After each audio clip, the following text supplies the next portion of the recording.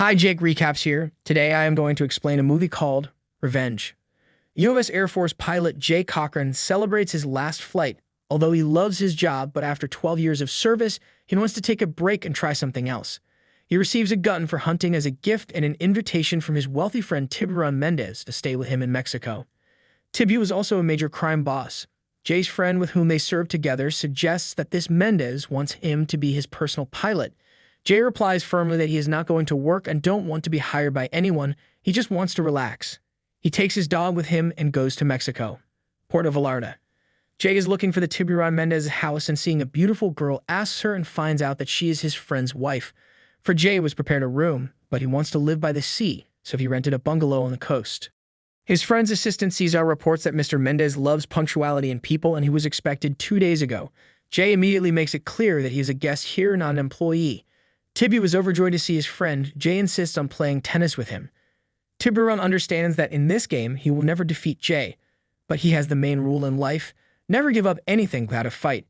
Jay gives him a leather summer jacket. He likes the gift and wants to show the jacket to his wife, but she is talking to someone on the phone. Suddenly, the Tibu's dog pounces on the jacket. Angry, he takes the dog by the scruff of the neck and throws into the pool. Jay tries to calm him down by saying that it's just a jacket, to which Tibu replies what kind of animal it would be without discipline. They are agreed to go hunting tomorrow. Tibu is so excited to meet his friend who is like a sip of fresh water for him. Tibu wants to know why his wife didn't have dinner with them. He thinks it was impolite. Maria thought it was a business meeting. She learns that Jay Cochran saved Tibu's life while hunting, and because of this he respects him very much. She asks for forgiveness and tears well up in her eyes. The fact is that she wants to have a child but believes that she has too beautiful body to give birth to children. The next day, Jay arrives late for the hunt and jokes that Cesar gave a map where nothing is clear. Maria is sitting in the car staring at Jay Cochran.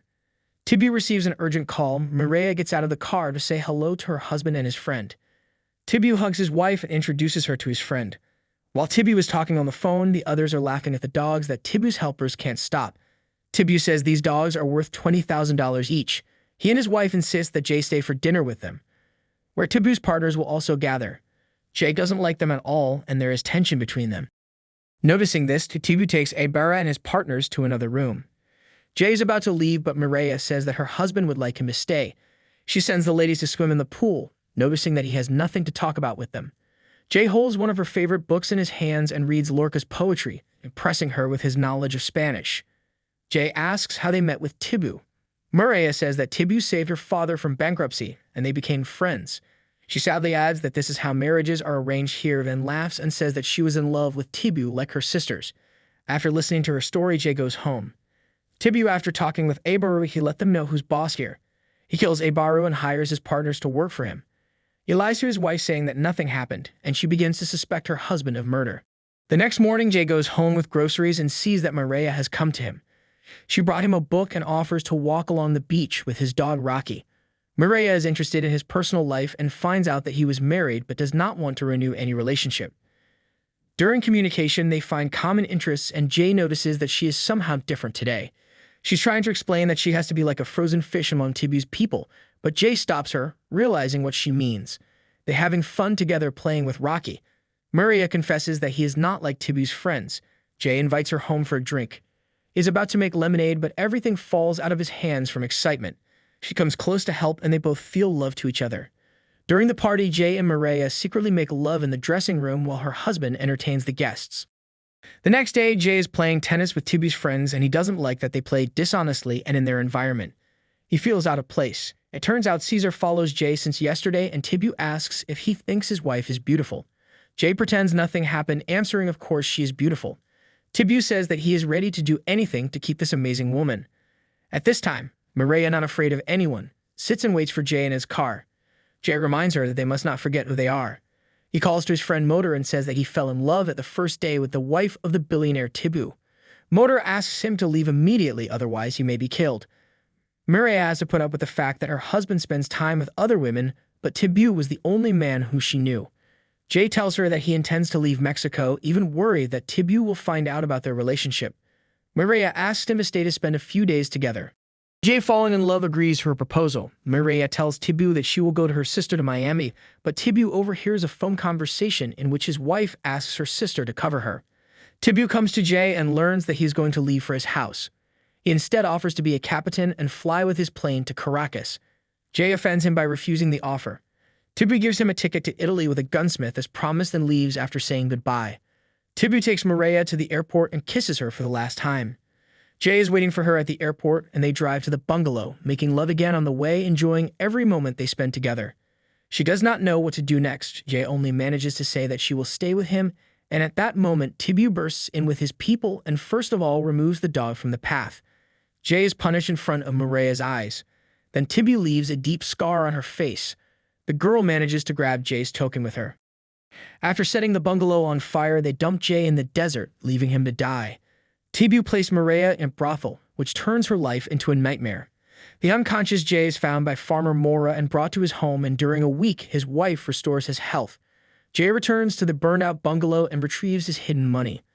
Mora asks him to leave quickly, otherwise he will not get out of here alive. He informs him that Tibu is now in Durango. Jay thanks him for his help and gives them money. Mora, seeing that he is not going to leave, takes the guy to the city and gives him a gift for self-defense. Jay helps the sick Texan transport a horse. The man, seeing that Jay is heading to Durango, invites him to go by car together. At the diner, Jay spots one of Tibu's thugs. He follows him into the men's room and gets revenge with Mora's gift. After a day on the road, the dying Texan hands over the horse to the Baron, who recognizes Jay and informs Tibu. The Texan dies on the way and Jay buries him and drives on. Not only Tibu's people are looking for Jay, but also Mora's brother-in-law. Omander comes to his room and reports that Mireia is alive. Omander wants to help Jay because Mora's sister was killed after being involved in Tibu's business. In a bar, a rock singer pesters Jay and asks to come into his room. Jay warns her that he is not going to sleep with her. They spend time just playing cards. Omander brings his cousin Ignacio, who is also on their team now. Omander learns that Mireia is in a brothel, but does not know where exactly. Jay knows how to speed up the search for Mireia. He remembered one of Tibu's henchmen. They capture him and find out where girl can be found. Jay breaks into the brothel but finds out that she has been moved. Brothel owner scoffs, saying that Mireia was very popular among customers. Jay could not restrain himself and in anger punished her. It turns out that no one except Tibu knows where she is, so they ambush Tibu and his bodyguard during their morning walk. He's wearing the summer jacket that Jay gave him. Tibu is waiting for Jay as a real man and his former best friend to ask him for forgiveness for depriving him of his wife. Indeed, Jay is not going to kill him and asks for forgiveness. Tibu says that she is in a convent and he is barely holding back his tears. Mireia is in the monastery hospice. She is seriously ill. Seeing her lover, Mireia covers with hands the scar on her face and tears well up in her eyes. He removes her hand and kisses her lips. Jay manages to tell that he loves her. He carries her out into the fresh air in his arms. Mireia confesses her love to him and quietly passes away in his arms. And here movie ends. Thank you for watching and see you tomorrow at the same time.